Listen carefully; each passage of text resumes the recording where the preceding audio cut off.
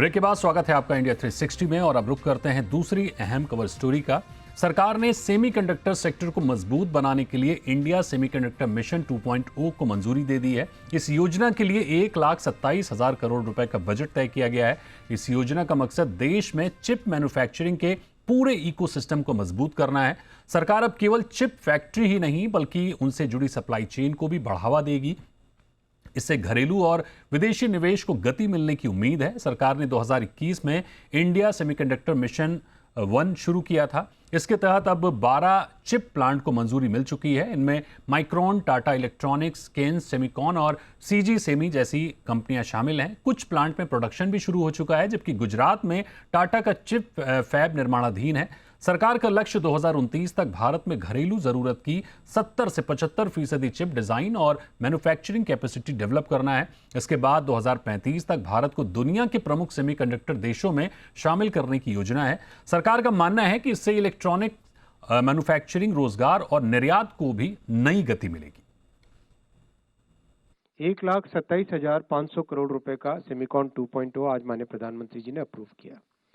हम सब जानते हैं कि सेमीकंडक्टर इंडस्ट्री एक फाउंडेशनल इंडस्ट्री है, जो कि आज जितनी भी मैन्युफैक्चरिंग होती है, चाहे आपके हाथ में जो मोबाइल फोन है, जो कैमरा है, घर में fridge, TV, AC, scooty, car, train, चाहे मिसाइल्स हो, कुछ भी हो, सब में सेमीकंडक्टर चिप्स लगती है। और इस टॉपिक पर बात करने के लिए आज हमारे साथ हैं अशोक चांडक जी, प्रेसिडेंट हैं India electronics and semiconductor association के। अशोक सर, बहुत स्वागत है आपका जी बिजनेस पर। सबसे पहला सवाल, सेमीकंडक्टर को जो मंजूरी मिली है इस मिशन को 2.0 को आप कैसे देख रहे हैं? 1,27,000 करोड़ रुपए के सेमीकंडक्टर मिशन 2.0 के बावजूद सबसे बड़ा सवाल यही है कि क्या भारत सिर्फ चिप फैक्ट्री लगाएगा या ताइवान, दक्षिण कोरिया और अमेरिका की तरह पूरा सेमीकंडक्टर इकोसिस्टम खड़ा कर पाएगा? कैसे देख रहे हैं इसको? धन्यवाद। सबसे पहले तो मैं कहूँगा कि हम एज ए इंडस्ट्री बॉडी इस सेमीकॉन प्रोग्राम का, जिसे सेमीकॉन 2.0 बोल रहे हैं, इसका हार्दिक स्वागत करते हैं। और संक्षेप में अगर मैं एक लाइन में कहूँ तो हम देख रहे हैं कि भारत अभी विश्वसनीयता से क्षमता की और सशक्त भावना से बढ़ रहा है, मतलब क्रेडिबिलिटी टू कैपेबिलिटी। और उसमें सबसे बड़ा जो आज महत्वपूर्ण योगदान है, आज के प्रेस कॉन्फ्रेंस में मैं भी था वहाँ पर, में कि इसमें सरकार का पूरा सहयोग है और ये कंटिन्यूटी ऑफ पॉलिसी एक बहुत बड़ा मुद्दा है। एक्चुअली सेमीकंडक्टर मैन्युफैक्चरिंग के लिए और प्रोजेक्ट्स में बहुत बड़ा कैपेक्स, मतलब पूंजी निवेश लगता है। 5-10 बिलियन डॉलर लगते हैं कम से कम एक एक फैब बनाने के लिए। और उसके लिए दो चीज़ें बहुत महत्वपूर्ण हैं। एक, सरकार का प्रतिबद्धता दीर्घकालीन के लिए और कंटिन्यूएशन ऑफ द पॉलिसी। दूसरा, सप्लाई चेन। तो अभी हमारा जो पहला फेज शुरू हो गया था 5 साल पहले, उसमें 12 प्रोजेक्ट अप्रूव हो गए, 20 बिलियन डॉलर का निवेश कंफर्म हो चुका है।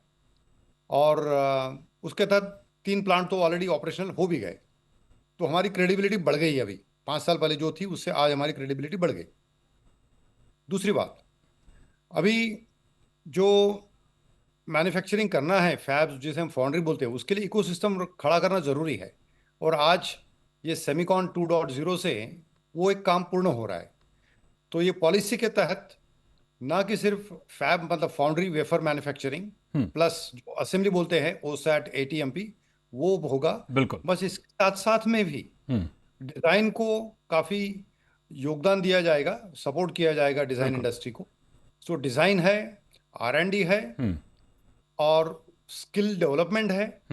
और चौथा महत्वपूर्ण मुद्दा जो आज बताया गया वो है इक्विपमेंट्स के बारे में, मतलब मशीन्स और मटेरियल्स। ये 200 से 250 टाइप के केमिकल्स, गैसेस और मटेरियल्स की रिक्वायरमेंट होती है मैन्युफैक्चरिंग में। अब सबका इंडिया में निर्माण होगा। उसके लिए सरकार की तरफ से एक इंसेंटिव पैकेज की घोषणा की गई है आज। और उसको देखते हुए हम ये क्लियरली सिग्नल हम देख रहे हैं कि अभी इंडिया में ये सप्लाई चेन बनेगा। और सप्लाई चेन होने की वजह से और पॉलिसी की वजह से foundry, wafer manufacturing, semiconductor manufacturing के भी प्लांट बढ़ेंगे। बिल्कुल। ऐसे ऐसे में जो सरकार ने टारगेट्स तय किए हैं उसको आप कैसे देख रहे हैं? सरकार ने 2029 तक देश की 70 से 75% घरेलू चिप जरूरत पूरी करने का लक्ष्य रखा है, लेकिन जब भारत अभी भी मशीनरी, रॉ मटेरियल और अहम टेक्नोलॉजी के लिए इंपोर्ट पर निर्भर है, तो क्या ये टारगेट आपको प्रैक्टिकल लगते हैं? इसमें दो चीजें हैं। जो सरकार ने कहा उसका मतलब यह है कि जो हम इंडिया में मैन्युफैक्चरिंग करेंगे सेमीकंडक्टर का, वो घरेलू जरूरतों को पूर्ण करेगा।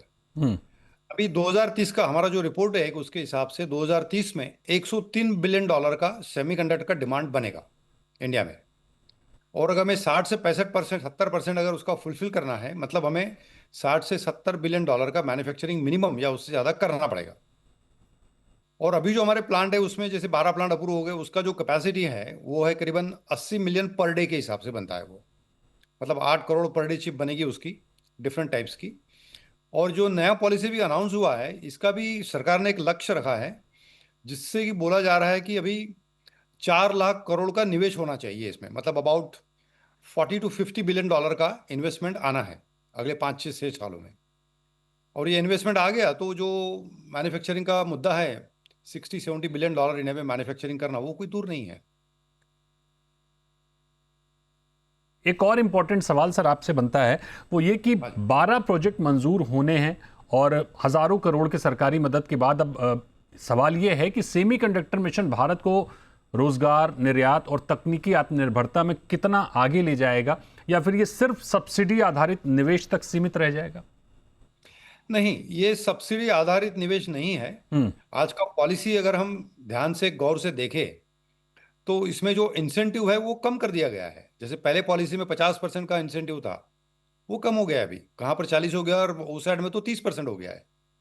तो इंसेंटिव कम कर दिया है अभी ये सेकंड फेज में। अगले फेज में शायद और भी कम होगा।